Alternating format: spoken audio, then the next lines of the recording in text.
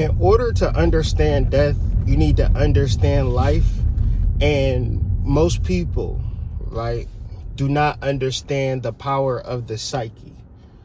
If you look up the etymology of the word psyche, you get the word soul or the mind. And let's just set that on the table. I'll come back to that. I seen this video and it was a Chinese lady, and she was talking about how black people seem to have this everlasting joy, right?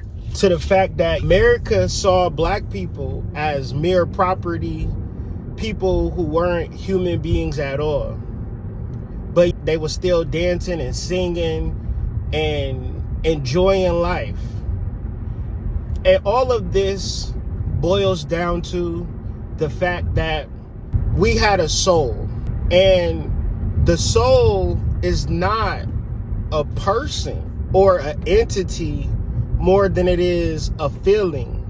And this feeling is specifically joy. So when you are disconnected from joy, and first things first, we need to understand that joy is defined and understood as an extreme happiness without a catalyst.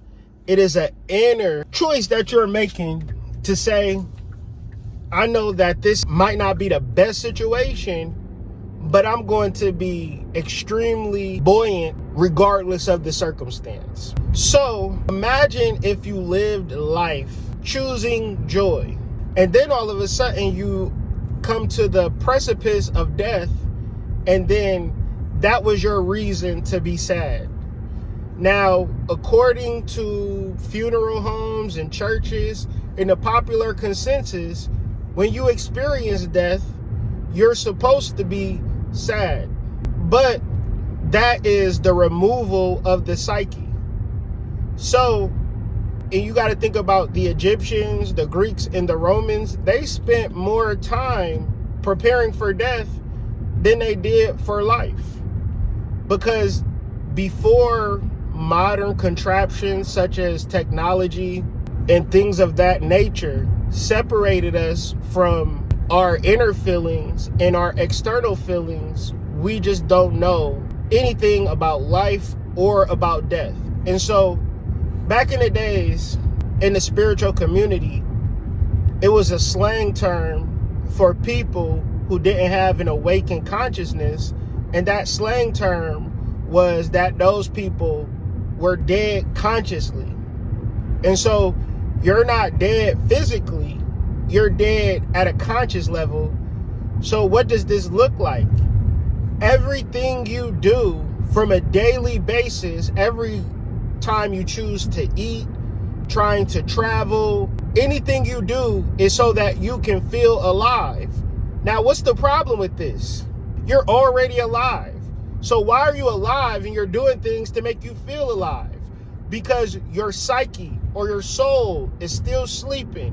You do not know that your ability to access joy and bliss are choices that you make by simply shutting down the external and tuning into the internal, getting into your psyche, getting into your soul, up until the point that you experience the feeling of joy.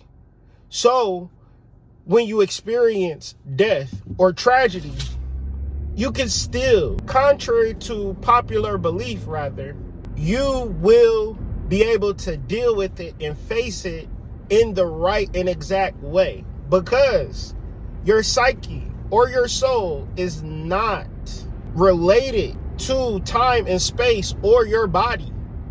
So when the body dies, the psyche will continue on.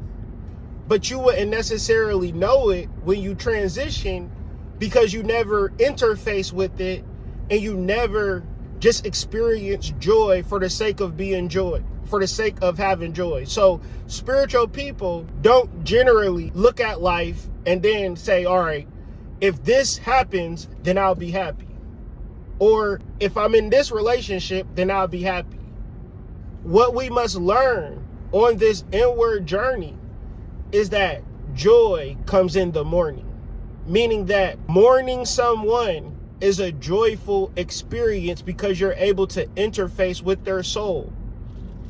So I hope that what I said made sense and that it was clear, and that you could begin to accept life and death from a soul perspective through the modality of joy, because it is a choice. And if you're able to make that choice through meditation, through resting, relaxation, ritual, you will be able to contact your ancestor. Because guess what? You'll be an ancestor one day, and y'all all going to be in the same place sooner or later. My final thing is, people imagine that if they don't think about death, if they don't talk about death, if they turn death off the TV, that is not going to happen to them.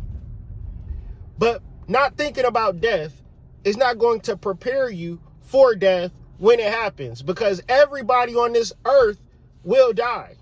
So if we're not able to have conversations on how to do it, then a large percentage of our life is going to be spent in the fear space, when a lot of our life could be spent in the joy space. Because knowing that is inevitable is not a sad thing. It's a joyful thing. Why? Because joy comes in the morning. Peace.